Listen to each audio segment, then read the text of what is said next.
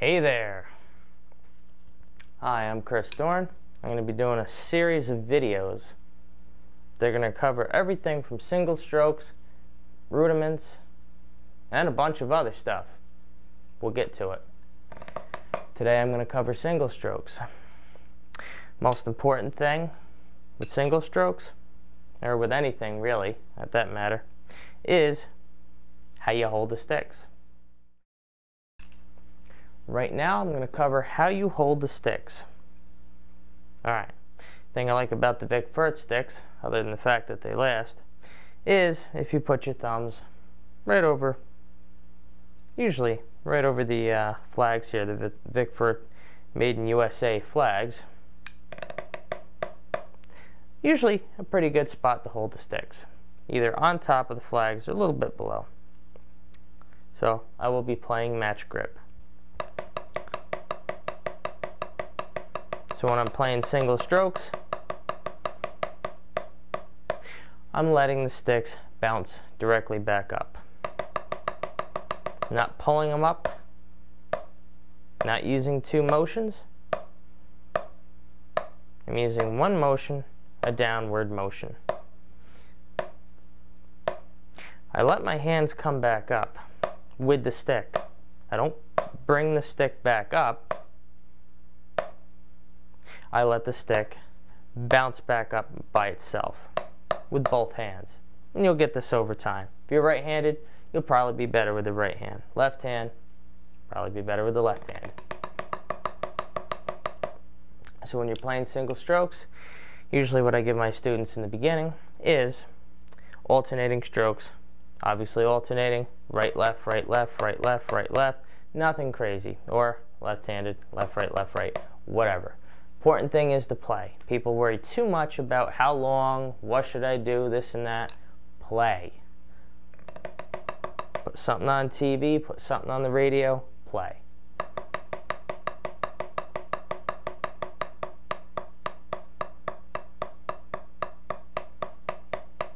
A lot of times it helps if you have a melody in your head or something to play along to. Metronome can be good, but can be a little rough at first. The most important thing in the beginning is playing.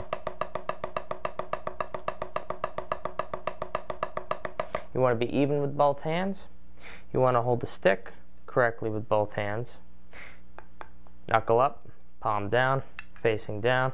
Elbows at the sides, not forward, not back. At the sides, nice and comfortable. Comfortable. One of the most important things, being comfortable. None of this. Or slouching. I see that a lot. And none of this crazy stuff with the legs. Don't have your legs pulled back or to the side. Just straight. So, feet directly in front of you. The pad a little bit above the knees. You know, it's very hard to give an exact measurement, but you want the sticks to fall flat.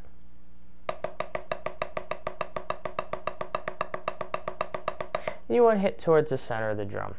In this case, I would move either my seat or, it's easier, just to pull the pad back. You don't have to speed them up.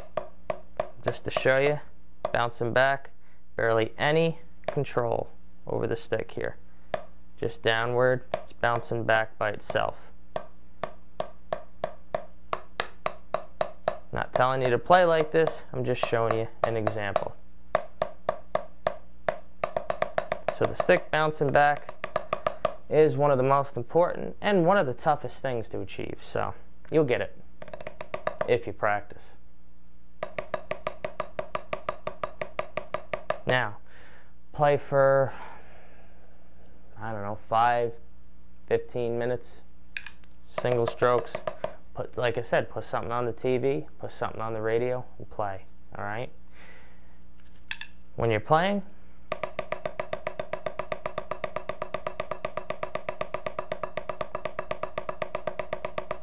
nice and even. Nice, even strokes.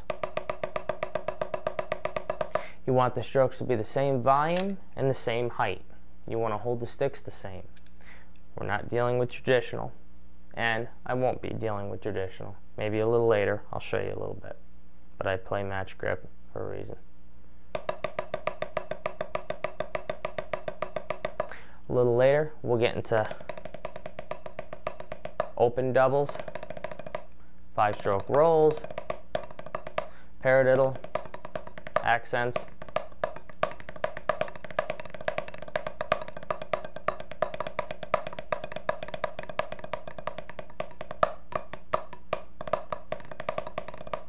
drags,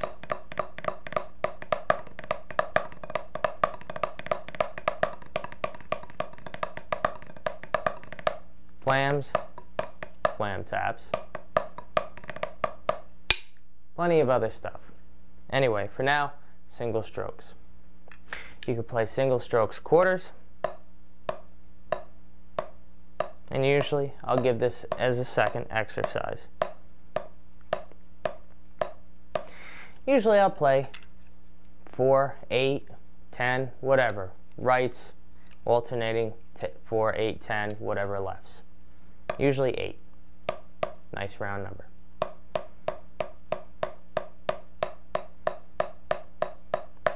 When you play this exercise, you make sure both hands are even.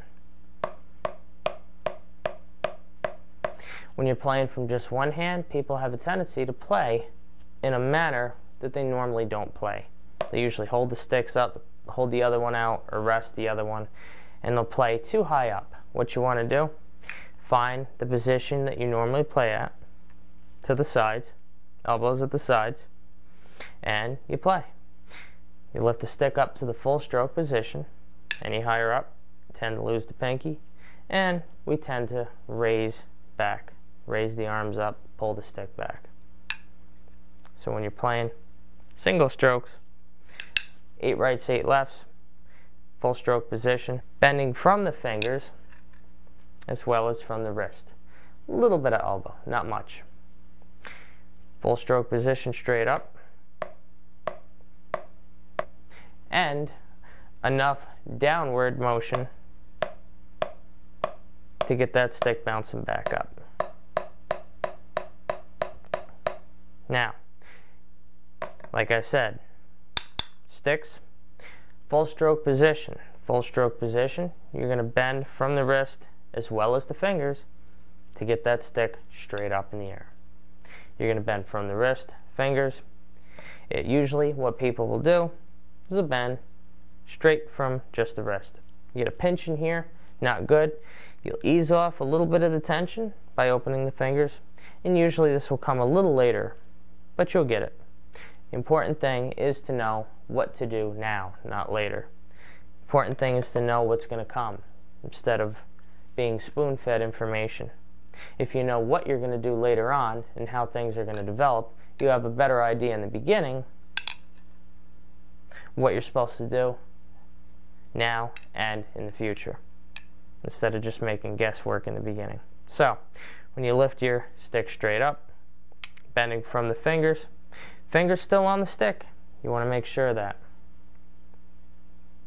Fingertips on the stick for control. See a lot of the teacup stuff going on. I don't like that. No teacup. Alright? Save that for the morning. Now, none of this or this. You want to control the stick from these fingers, yes. But 3 fingers there, waiting to be used. Now, 8 rights and 8 lefts. This exercise, full stroke position, straight up. So left, left, left, left, 5, 6, 7, 8. 1, 2, 3, 4, 5, 6, 7, 8. 2, 3, 4, 5, 6, 7, 8. And yes, it is important to count out loud as well. So, this is an exercise. I don't expect you to play like this in the very end. This is an exercise mainly to get that stick bouncing up. You'll change things around when you're playing alternating strokes. You're not just going to play like this and have the stick straight up later on, but you will combine the 8 rights and 8 lefts with the rebound motion as well, with single strokes, double strokes, a lot of stuff you play in the future.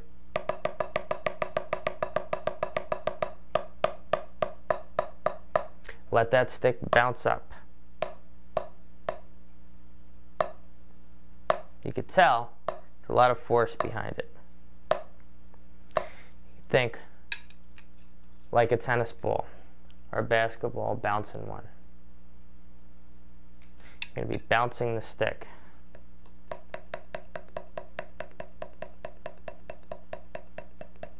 I hold the stick at the fulcrum point, like I said, around where the flag is.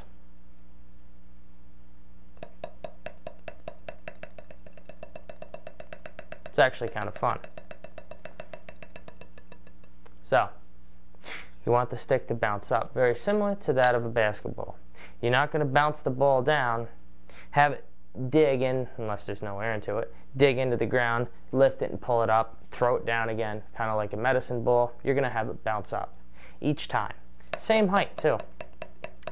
So that will require you to use the same force every time you use the downward motion. If I was to grip the stick too high, I could still get a little bit of a bounce. A lot of weight in back though. If I put it in front too much weight in front of the stick, you can tell it falls dead. So there is a little perfect spot on the stick, a little hot spot on the stick here, where you want to create the fulcrum or pivot point of the stick, where the stick is going to pivot. And what I always tell my students is, this little notch in your finger with the thumb over top, you're going to click it in. Made in China. It's like a toy. Click it in. Alright? You click it in there. You don't have to strangle the stick. You don't want the eyes to pop out of the top. You just want to get the stick enough so it doesn't fall out of your hands. And that, again, is going to take time. None of this stuff is just going to come instantly. Alright? Maybe if you've played in the past, stopped playing for a while and you got back into it maybe then. But it's going to take a while.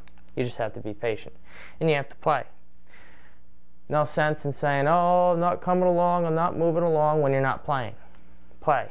Practice, and you'll move along. You'll get better. It's the only way to get better is by practicing.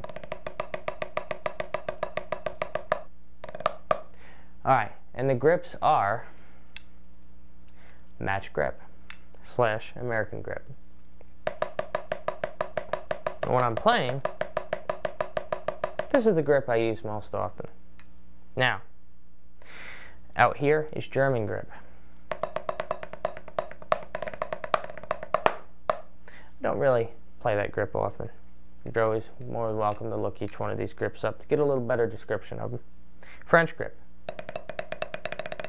Finger grip. Mallet player grip. And of course, drum player grip as well. You get a lot of speed when you're playing this grip. Still got the fingers on the stick. Still got the pivot point set in. This is where you're going to get plenty of speed from. Alright? Now, you'll use a combination usually of the match and French grip, and plenty in between.